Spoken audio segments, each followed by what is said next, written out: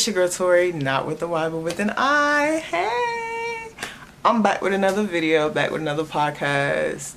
I know y'all be getting my notification, Tori birds. I know y'all do, and I know y'all love when y'all get my notifications. Yes. Anyways, we're gonna recap on the last video where I was basically talking about how I was on the streets, what it was like being on the streets, what I saw, what I felt like, what I witnessed, and things like that. So I did tell y'all I was gonna do a part two. Part two is basically about what happened the night with her and I, what we were doing, and how Jesus actually saved me. So let's just go ahead and get into it. So this is the very last night that, in this particular area, the very last night I was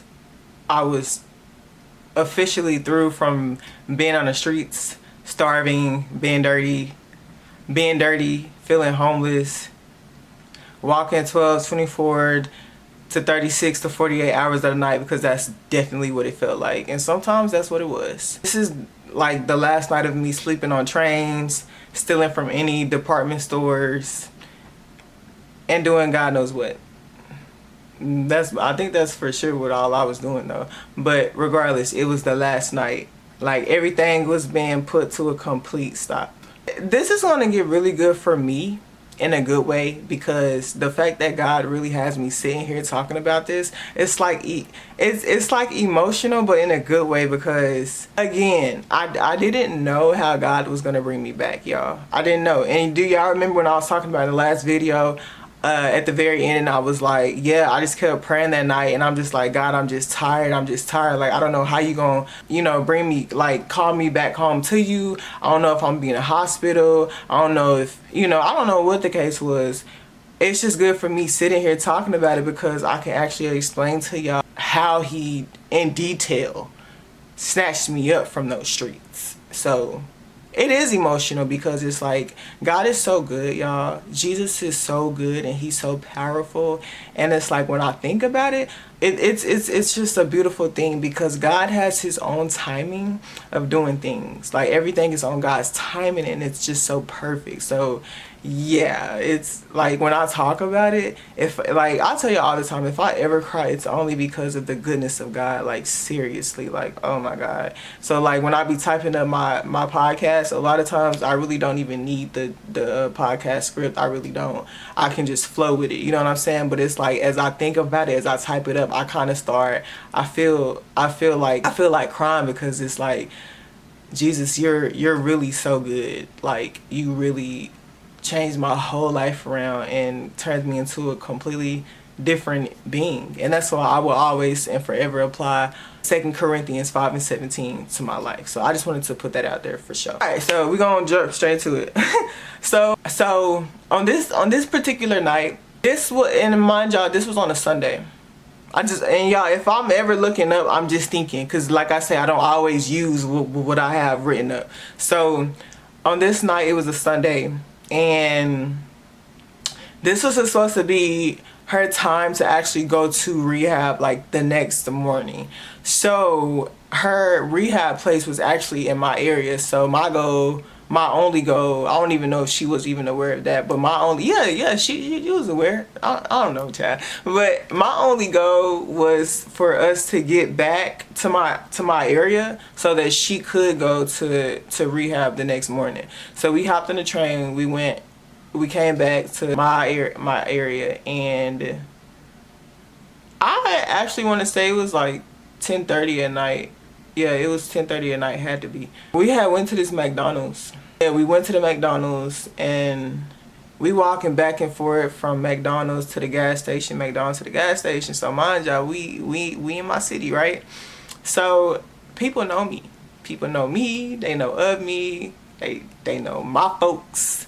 So I was like, hey, you know what I'm saying? We really can't be doing too much walking around, because if people see me, I already know what's gonna happen. Like, first call to my mama, whoever it is, they gonna be calling like, girl, we really can't be doing too much walking like that. Like, let's just hold on and sit down. She over here talking to me about, oh, we need to panhandle and stuff like that. I said, I'm not panhandling. Nope, I'm not doing that. I said, girl, did you not just hear me say we are in my city? People know me. People like, that's not okay. So mind you, I had a hat on and a hoodie, and I actually had a mask on too. So I was just trying to keep my face covered so people would not recognize me. Like, no. Anywho, we went back and forth to McDonald's and Quick Trip. Like, it's kind of chilly outside. It's a little wet because it just finished raining. So we sitting at the McDonald's and I'm looking at this. There's like a homeless guy in the back of the McDonald's trash can, and it kind of scared me because I'm like, what is that? Like, I just see this figure in my peripheral, and I'm like, what is that? So I looked over there and I looked at him, and it was a homeless guy, and it kind of made me sad because I was like, dang, bro, like I actually got a choice. I got options. I'm out here and y'all really like living this life for real. And so yeah, it made me sad because I'm like, I was just like, bless your heart. She had went over there to talk to him, so I stayed parked on the curb and let them talk. And she was telling me like the plans that she had as far as, hey, I need to get high one more time before I go to rehab. I'm letting her know like, hey, that's not a good idea because I already know what that's gonna lead into. We've done it before. So I was like, that's not a good idea and that's not gonna happen. But she had her way, so she made it happen. Time is moving on. At the same time as we're walking back from McDonald's to the gas station, time is just steady passing. Last time I looked on my phone, it was like, what, probably like 3 o'clock in the morning. Crazy, right? 3 o'clock in the morning, y'all walking the streets. So I just want y'all to know, we're walking. So McDonald's from the gas station, if I had a car, it'd have been like two minutes, right? But we're walking, so it felt like a good maybe 10 minutes, if I'm being honest. So I just know, I'm just telling y'all what I felt like as we walking. Like, I just was really like praying to Jesus, and I said, Jesus, this absolutely has to be my last day. Like, my last day, my last night, I don't care. Like, you have to stop this. Like, I can't do it by myself. I cannot do it on my own, but I don't want to be doing this. I'm tired, God. Like, you have to do something. Like, you have to do something, Father, please. And I legit said that. Like, I'm walking back and forth and I'm just tired. I'm like, this can't be live, Lord. Like, I know you don't have this for me. I know you don't have this for me. And so once we got seated at the McDonald's, I was just thinking, and I was telling her, I was like, you don't just want to go home. I said, because technically we in my area, but it was easier said than done because I knew that she really couldn't, like, wherever I went, she couldn't go because, like, they already knew, like, how her mom was. So it was like, all right, well, if I go home, I can't really take her home with me. So I said, man, this gotta be my, if I'm gonna be really like out here, especially in my neck of the woods, this gonna have to be my last and final day, you know? So she was telling me, she was like, well, how about this? Let's just go back to where we came from. You know what I'm saying? We can just chill at one of the houses. Da, da. I said, nah, baby. We ain't doing that. Like, girl, you finna, no. We was already in my area. Like, I wasn't leaving because I knew that in my area, we were really close to my house. So I was like, nah, I was like, I'm not leaving. Like, you just gonna have to stay. I don't know what you gonna do, but regardless, I don't even care. Like, I'm tired of this. I'm staying in my area. And the whole time I was just praying, like, God, I don't know how I'm gonna make it back home though, because like I said, it's a mental thing, and I'm fighting, like, it's like a tug of war. So I'm just praying I get back home. Don't know how I'm gonna get back home, but I'm just praying that, like, I really get back home. So as I remember, to speed it up, we were passing by IHOP. I'm in the grass and she's like in the street, kind of like close to the curb, but still like on the outside in the street. But I'm in the grass. I just want y'all to know I'm in the grass. Like, as we're talking, like, her main goal before she even make it to rehab, if she ever did, her main goal was like, hey, I gotta get some drugs. Like, I have to get some drugs before I go. So we're like, we getting into it. You know, she saying all type of stuff. I'm really not even paying attention because at this point I don't care. I'm like, bro, you do what you do. Like, I'm in my city. I really don't even have to go with you for real, because like I'm over it. Like, okay, if you feel like you need drugs, then you go, you do what you need to do. So we just kept talking. I told her, I said, hey, you need to get out the street. Like, you really need to get out the street, because why are you in the street? And so I'm walking in the grass and I'm like, hey, did you hear me? Like, get out the street. Like, hello, you sitting here talking about stuff that you don't need to be worried about. Like, get out the street. This is what I remember. I'm telling y'all exactly how this happened. So all I know is that as she's explaining to me, she's like, yeah, I really need to go and get some dr. And the minute she paused and said dr, a car actually hits her.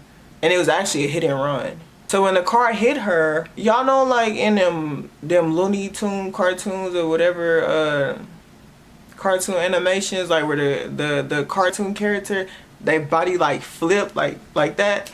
I hope I'm explaining that right, but anyways, her body flipped.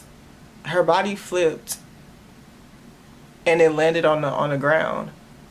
And it happened so fast that I actually froze up, because in my head I'm like did she just get hit, or did the car like kind of bump her? Like, what just happened? But I had to like wake up, because I'm like, bro, the girl just got hit by a car, like a hit and run. Like, the car did not stop whatsoever. The car did not stop. I was unaware that after a person gets hit by a car, you're not supposed to touch him. I was unaware of that. But I ran to her and I dragged her. I was able to drag her into the grass where I was. And I was like kind of holding her, but in my head I'm like, bro, this cannot be happening. Like, are you serious? I just want y'all to know, before we even came to my city, I had blocked her. I had blocked her because we was already into it real heavy. Like, it was not good. So I blocked her and I told her, I was like, I never want to hear from you ever again. Like, all this stuff we going through and you don't even care. Like, we was getting into it.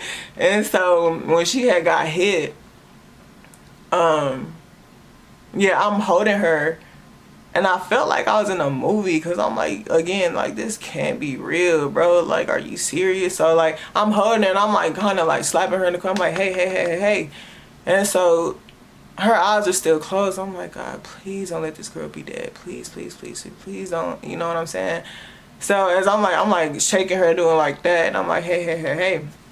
And so she wakes up. So her eyes are like slowly opening. And I said, hey. I was like, oh my God, are you okay? Like, how do you feel? I don't know what questions to ask. I just see her eyes open. I'm like, are you okay? Like, are you good? Like, are you here? Can you hear me? She nods her head yes. And like, I see like this big, I'm trying not to go in much detail on that part, but I'ma just like sum it up and say, like, it was just like a lot of blood gushing everywhere. I told her, I said, I'm gonna call 911, okay? And then she told me, she was like, call 911. I said, oh shoot, she can talk? Because I didn't think she could, bro, this person just got hit. I didn't think she could talk. So I'm just like, I'm thinking she like out of there for real. Like, yeah, her eyes are open, but I'm thinking she out of there. Like, you know, so when she said, yeah, call 911, I said, oh, in my head, I said, oh shoot, she can talk. Okay, cool. So I'm getting my phone. My phone is like not turned on. My phone is deactivated, which was the whole point of us staying at McDonald's the whole time, because it's like, y'all know McDonald's have Wi-Fi. So I'm getting my phone. I said, shoot, my phone ain't on. So the IHOP, I'm running. I said, all right, bet. I said, I'm about to go to IHOP and I'll be right back, okay? Like, I'll be right back. I'm coming right back. Because I'm running, right? I'm running as fast as I can, trying to make sure I get this girl some help. I'm running. Yeah. I'm not even halfway there. But as I'm running, I look in my peripheral where I just left from her. I just left her from where I told her, like, hey, just don't move, stay right here. As I'm running, I see right here a tall figure. And I'm like, I know it can't be her, because I just, you know, she can't move. So I'm running and I'm turning around and I'm like, I know dang well it ain't her. So I turns around as I'm running and I said, this girl is standing, how? So it kind of scared me, y'all. I ain't gonna lie, it kind of scared me. I saw her, she literally stood up and she started walking. So it did scare me, so I kind of was like, oh shoot. So I kind of ran a little bit faster, because I'm like, what's going on? Like, why are you even standing up? It came to my mind. I said, oh, that's what happened. Okay. Wow. So apparently when you get high, they say when you get high, like you really can't feel anything, like you have superpowers. I forgot that that's what happened. It still scared me, so I still ran in IHOP. If anything, I'm just glad she's alive. I'm walking into IHOP, and as she's walking, like, I mean, blood is just gushing everywhere. So I'm just trying to make sure, like, in that moment, my main goal was to make sure that she went to the hospital.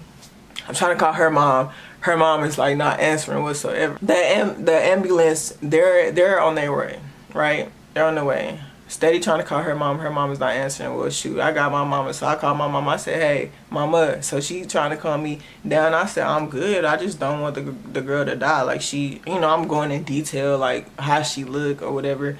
And so my mama came, but she stayed in the car. And so as the ambulance is coming, we both sat at the table. So that's when I really I was thinking to myself, like, okay. Because in my head, I felt like this was God trying to give me that opportunity. Like, all right now, what you gonna do, you know? So when we were sitting at the table, she had grabbed my hand and she said, promise me that you're not gonna leave me, because I really need you. Like, I need you. I can't lose you. I looked her in the eyes. So though I made this promise, I knew for a fact that this was not gonna happen, because I just knew deep down, had I gone back, that was just gonna be it for me. I just felt that. Like, I'm over here praying, begging God to, like, get me out of this situation, and this just happened. Like, this is my opportunity to just leave at this point, no matter how bad it hurted. I knew it was gonna hurt, but I didn't. Y'all, I was tired. Seriously, I had been going through that for 3 months. Really, like, we were together for 3 years, but it's just like the whole street thing. It's just not, like I say, it's not for humans, you know. I went through too much. I've seen too much, and I felt like I had no life in me. I felt damaged mentally. I felt like I was very far from God spiritually, and I just wanted God to just help me and just break whatever chain was like holding me locked up. I don't know. I just wanted God to remove it and just stop it. When she told me to make that promise, I told her. I said, yeah, I promise. She was like, no, promise me. And I was like, I promise. She was like, I need you to, like, I said, what more do you want me to say? I promise you, I'm not going nowhere. Now what? Now what we doing? Because I knew that had I promised her, like, I knew she was still going to go back, though. That's something that I just didn't want to do anymore. Mind y'all, she's talking to me, asking me these questions. She's completely out of it. Come on now. It's a wrap. It's done with. So they put her in the back of the car, right? And so they drove her to the hospital. And so I went to my mom. And I was like, hey, mama. And she was like, mama, y'all, this is my mama. She was like, so what you gonna do?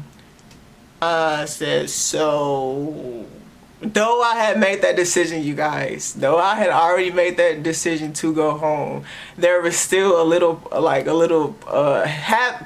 of me wanted to, like, low-key just go and check on her. Like, it wasn't nothing wrong with checking on her at the hospital. So I told my mom, I was like, so we gotta go and follow her. And she was like, who is we? I was like, we can't just check on her and see how she doing. She said, psh. So I know how my mom is. So she gave me 2 options, you guys. She gave me 2 options. She was like, I can either take you home, you can pack up your stuff, I can drop you off and never talk to me again. Because y'all gotta understand, I had put my mother through so much. I put my mom through so much when I was out there on the streets, you guys. So I totally understood why she said what she said. Because, like, no mother deserves to go through that, seriously. So, and she was like, your second option, I can pick you up, take you home, you can pack up your clothes, I can drop you off, and again, do not talk to me again. And so I just didn't have no option whatsoever. And I was like, do I really want to go through that? Like, I'm laughing, but I'm like I'm so serious. I'm like, do I really want to go through that? Do I really do I really want to go through that? Seriously. Out of all the stuff I done already saw, been through, felt, the pain, no, do I really want to go through that? Like, or do I really want to make the decision to finally let go and surrender my whole life to Jesus, no matter how bad it hurts? Because it's gonna hurt, but I know that surrendering my whole life to Jesus and just letting him take away everything and just completely start over. Let him handle whatever I was going through with her. Do I want to just do that? You know what I'm saying? So I just made a decision. I was like, I just hopped in the car. I didn't even say anything. I just hopped in the car. Because even though I had already made my mind up, there was still a part of me that just wanted to like go and check on her still. But I didn't say nothing. I was just like, whatever. Because I knew, we all knew had I went back to that hospital, it wasn't going to go good. It wasn't. Like, how could it? Like, no. So, we went home. My mom, like, she was kind of scared of me because she thought that I was on drugs. She thought that I was on drugs, like, based off how I was looking. And she was just scared of me. The woman ain't seen me in, like, what, 4 weeks? So, she was kind of scared of me. She was like, I don't know you. I'm scared of you. And so I just, was talking to her and I was like, Mom, it's me. Like, you can trust me. It's me. I tell you everything that happened. And I told her everything, like, that happened. And so she was like, okay, I trust you. But I had to go, which is what I hated, but I had to get it done. I had to go to the hospital and get tested for like STDs or any, because y'all, it's really dangerous on these streets. Though I know I didn't do nothing. I didn't do nothing on them streets, but just for everyone's nerves to calm down, everybody's safety, and whatever the case may be, I did go and get tested, and everything came back negative, which I figured it would, because like I said, I wasn't doing nothing. Long story short, I sat there for like a while, and I was really thinking to myself, like, home now. I'm home now. Like, this was my chance and my opportunity that I know that God gave me to really like surrender my life and go back to him. Like, this is him calling me home. Like, I was just kind of having a hard time trying to cope with everything that just happened. The girl just got hit. All I'm thinking is like, is she okay? Is she alive? Is she good? Because I can't go back and see her. I know if I go back and see her, it's not gonna be good for me, She already been through so much. Like, I was just like, I can't allow myself to keep going through what I had already been through. So God definitely gave me another chance at life, and I'm super grateful for it, you guys. I can't be grateful, thankful enough. Not even that, but like, I know that it's a lot of prayer warriors in this family, in this household, in the next household, like all around me. It's nothing but prayer warriors, and I'm just thankful for them praying. Even though I knew he was still calling me home at the time, I just wasn't ready, I was just like, I ain't ready yet, God. And God was like, all right, okay, you ain't ready, okay. But I love how he still took it, like, he was still patient and loving while he was really like giving me that chance and opportunity. The way he did it, like yeah, it's sad in a way, but at the same time, it's like, I'm not finna be playing with God after I done already prayed and begged him to take me off, like snatch me up off the streets. You know what I'm saying? So like, I had to go.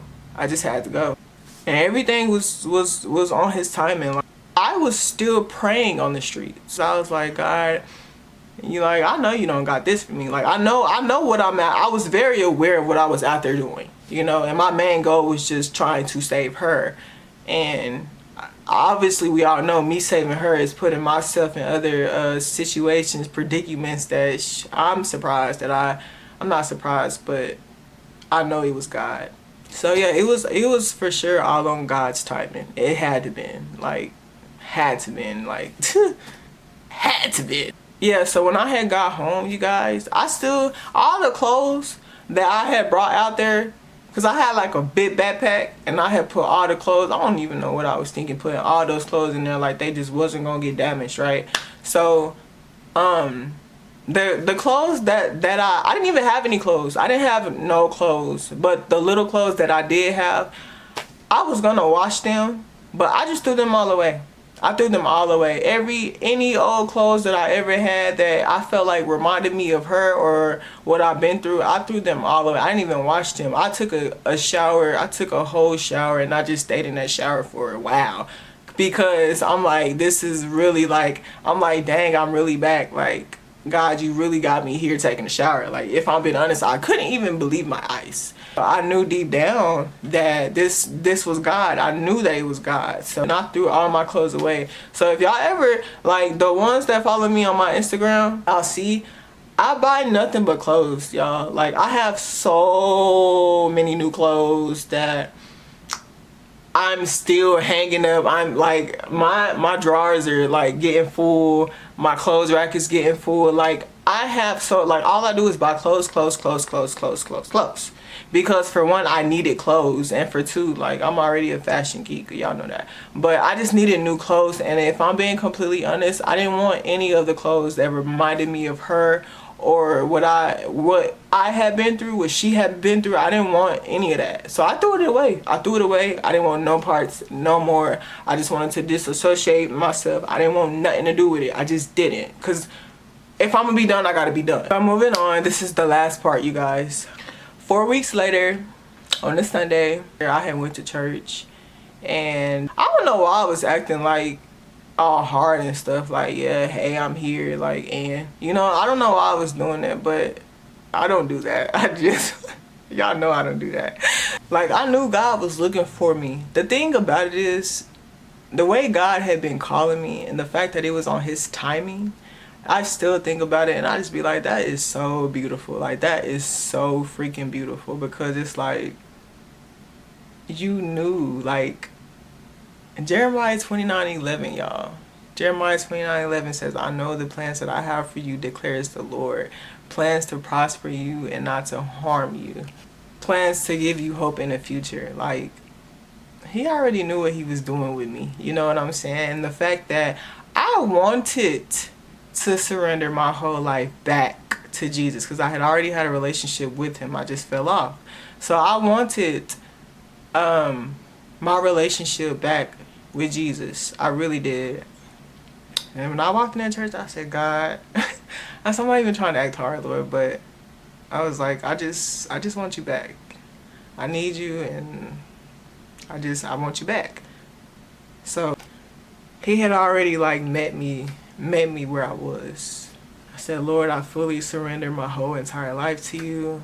I need you. I want to build our relationship. Like, continue to cover me with your blood. And the way the Holy Spirit just came into my whole entire body, and I know it was the Holy Spirit, because there's no feeling like it. Like, I'm moving around, I'm spitting up stuff, I'm delivered, I'm getting washed up, refreshed, rejuvenated. Like, after all of that was going on, I felt like a sense of peace.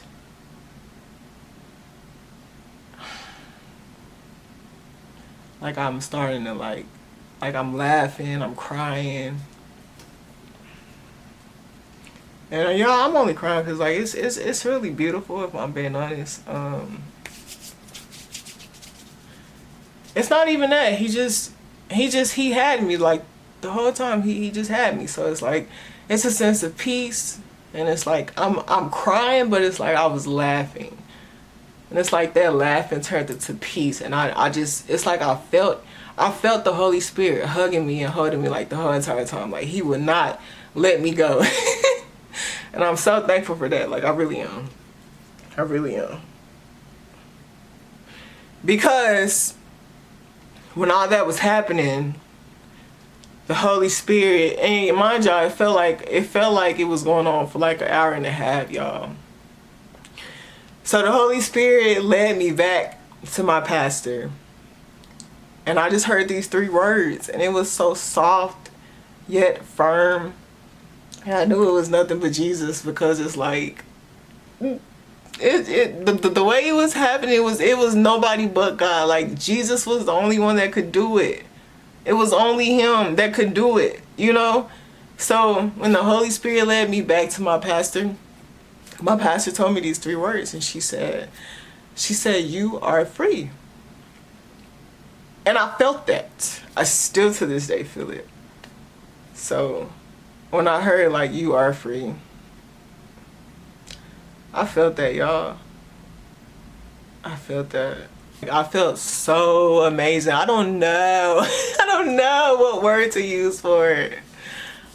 But I know that, like, I just know I felt so free, man. I couldn't do nothing but just sit there and just praise God and just thank God for bringing me back. Like, for real, like, bringing me back. Because I didn't know how he was going to do it. So, and I'm okay with sharing this because it's like, I'm truly a testimony to him bringing me back. Like, I didn't know how I was going to make it. I didn't even know if I was going to be alive, y'all. I didn't know. Like, if I'm being honest, I couldn't even worry about her no more, because I had made the decision to, like, let go and fully surrender my life. So if I keep crying, y'all, I'm trying to stop crying, but it keeps coming, so I just gotta let it do what it do. So yeah, like, and that's why I said I will forever apply 2 Corinthians 5:17 to my life. John 14:6, y'all.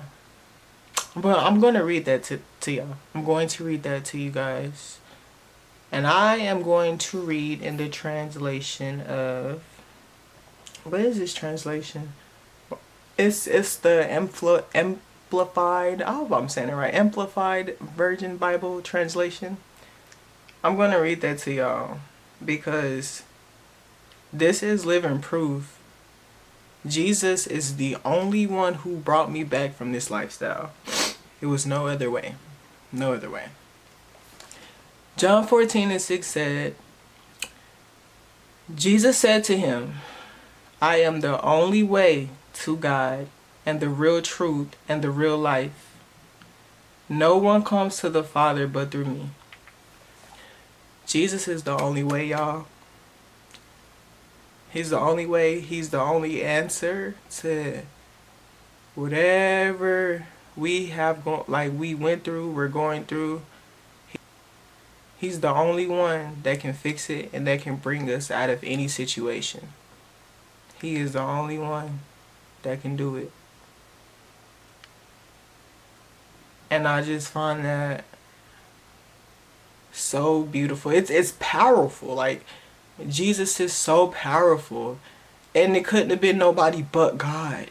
Like, look at me now. Look at me now. If y'all had saw me 3 years ago, bro, that's tough. That's tough. But I'm very grateful. I'm very thankful that I'm even here to share. Like, sometimes it takes a lot to even, like, when I say it takes a lot, it's because, dang, okay, I gotta type up the podcast. I'm already crying typing up the podcast. And then it's like, now I gotta record. So sometimes it be kind of taking me a little bit of time to record, because I'll be already nervous. I'm like, how am I gonna get this story out? And I try not to look at the script, because sometimes it just flows. But then it's like, I'll be talking about something and I lose track. So I gotta look back at the script. But it's like, I be trying not to cry in my podcast, but if I'm crying because Jesus is really so good. Like, he's so powerful. Like, he's the only way. He was the only one who got me here. You know what I'm saying? So I'm just really thankful to even share my story, my testimony, because I know my story don't help so many people. Sometimes it even helped myself. A lot of times it helps me. And I was the one who went through it. So, yeah. And that's how I know I belong to him. Like, yeah. I belong to you, Jesus. Like, yeah. Yeah, so he already had me. He already had me. So this is part 2 of being on the streets and how Jesus saved my life. I ain't gonna cap. I honestly feel good like letting go, releasing. It feels like more is trying to come out, but I'm trying to like hold it together so that I can end this. But thank y'all so much for the ones that's really been paying attention to my podcast. It really means a lot. Like, I know I'll be saying I don't care if y'all look at it, but like deep down, like the ones that actually do pay attention to it, it be meaning a lot, y'all. Like, so much. But